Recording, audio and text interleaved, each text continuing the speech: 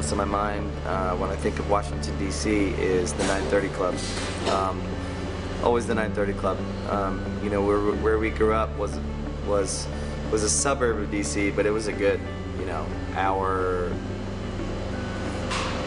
and 20 minutes away that we grew up from D.C. But D.C., even more than Baltimore, D.C. was the city that we would go to. My grandparents lived in D.C. When we were younger, and I would ride around D.C. with my granddad, who was just an awesome guy, man. He was this old school guy that he would deliver coffee. That's what he did. That was his job in his truck, and he would always take one of us with him on Saturdays, and you know, would always be like, "Granddad, take me, you know." You get to ride around D.C.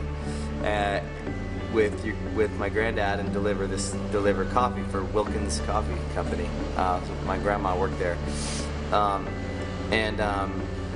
you know, so he would ride around D.C. and tell me stories about, you know, the city and different like fights that he had got into, you know, over there on that corner, and different, you know, things that he did when he was younger. And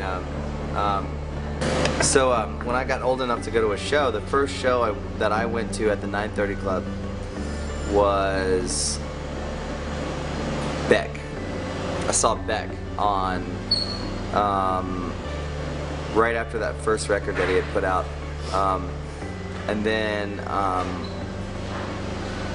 I was amazed that, you know, because the first show that I went to was at the Patriot Center. It was the Beastie Boys.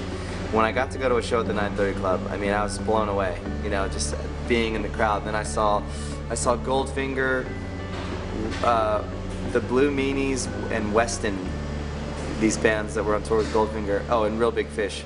And that show was awesome. That was like one of the shows that really, that was when I was, you know, like, so excited about being in a band. And it was the dream was always to play the 930 Club. And that stretch, the stretch from New York Avenue to Florida down to U Street, down right by where the 930 Club is, and that stretch of DC is the stretch I know the best, because it was always like straight to the 930 Club. That was like where we went, you know, the 930 Club and the Black Cat, which was close by. One time I saw Dave Grohl walking out of the Black Cat. It was the coolest thing ever, you know.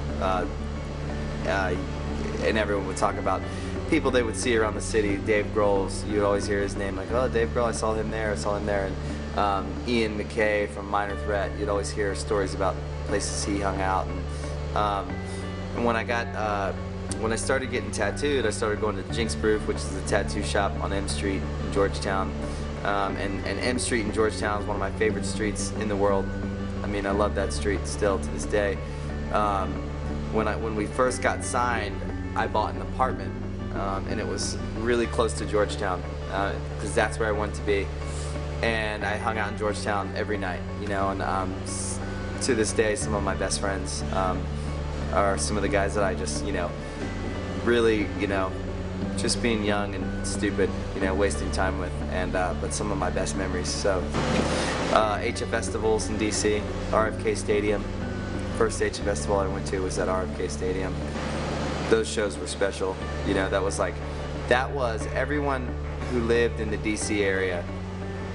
The HF festival was kind of like, almost like Christmas Day, the one day of the year that everyone who was into music, that's the day everyone waited for. When the tickets went on sale, you had to get HFS tickets, and then you went, and it was like a holiday. The HF Festival was a local holiday, you know, like for everyone in that area. And getting to play the HF Festival, that's why we shot the festival song video there. So getting to play there was just the dream, you know. That was the dream. That was like to actually play, you know, and get like a headlining slot on the HF Festival was art. I mean, I think we still hold the record for the band that played the HF Festival the most times, which is something I'm proud of. And, you know, but the dream was, you know, in our area, to play the 930 Club and to play the HF Festival. That was it. That was making it. And so, I guess we made it, you know, because we got to do both of those things, so. DC to me is, it's really a special city. There's nowhere else like it. And I mean, it's kind of where I have my earliest memories of kind of when I was becoming, you know, a young man, like going from being a kid to like, you know, growing up and being out on my own and making my own decisions. And a lot of those decisions were made in DC.